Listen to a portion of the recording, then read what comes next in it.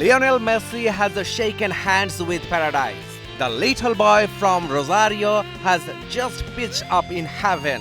He climbs into a galaxy of his own.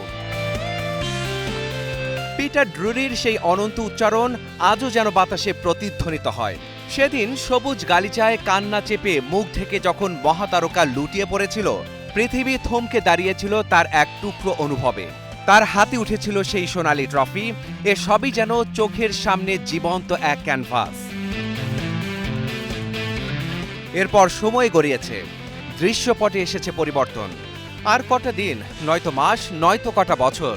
সময় ঘনিয়ে এলো আফসোসের, সময় ঘনিয়ে এলো আক্ষেপের, সময় ঘনিয়ে এলো স্মৃতিচারণে।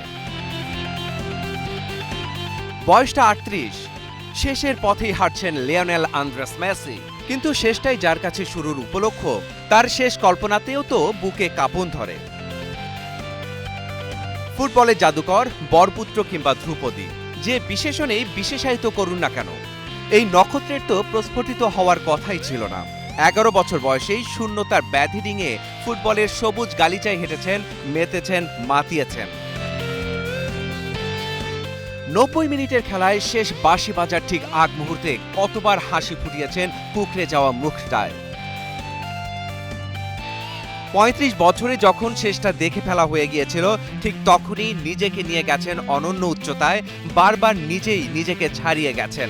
ফুটবল নিয়ে যদি বই লেখা হয়, সেই বইয়ের সবচেয়ে বড় ও সবচেয়ে নিখুঁত অধ্যায়টা হবেন লিওনেল মেসি।